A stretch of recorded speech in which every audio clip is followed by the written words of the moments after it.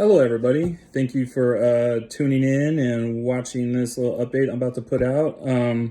This is Fantasy Foods Ballers. Something fantasy. Let me be your fantasy life. Yeah. And we're back. I really like that intro.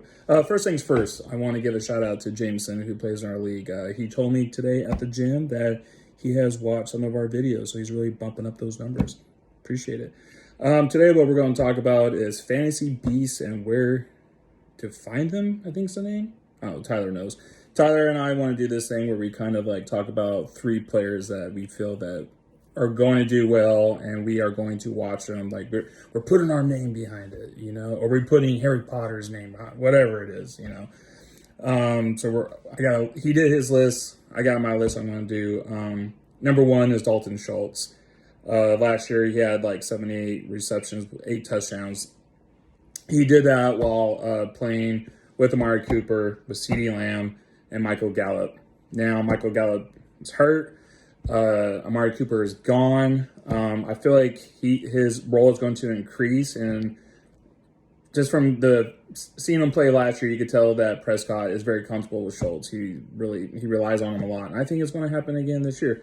You know, they drafted that wide receiver Tolbert. He's not been too well in practicing, training camp, and preseason. So I think Schultz numbers are really going to increase, and where you could get him in the draft, I think he's going to do better where he's getting drafted from. I think he's going to be a top 3 tight end.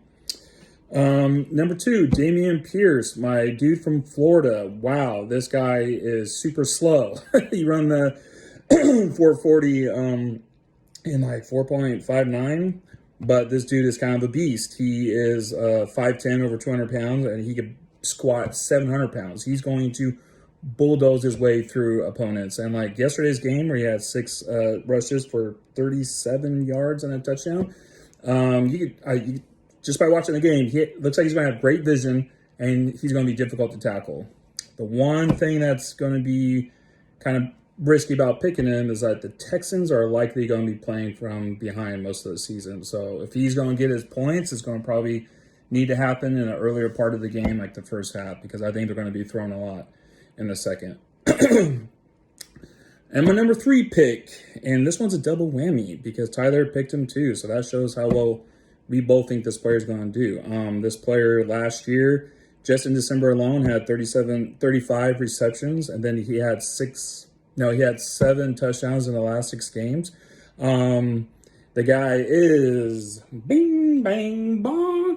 Amon-Ra St. Brown from USC. That's my boy. Gotta love them USC dudes. That guy kind of killed it towards the end of the year. I went up against him in the championship game, and I do believe that's part of the reason why I lost, because he killed it. I think he's going to continue on. I think the Lions finally figured out, like, oh, we could play this guy here, we could do this with him, and they're just going to continue on building that success. And from watching the draft and the offseason, I don't think much has really improved, so they're going to be one of those teams that's going to be playing from behind and going to have to throw the ball a lot. And this guy was averaging 8 receptions towards the end of the year. It looks like Jared Goff really trusts him. He's going to rely on him some more. And that's basically it. Those are my 3 players. Thank you for listening. Thank you for watching. Make sure you like and subscribe before our next one. All right, thanks, guys.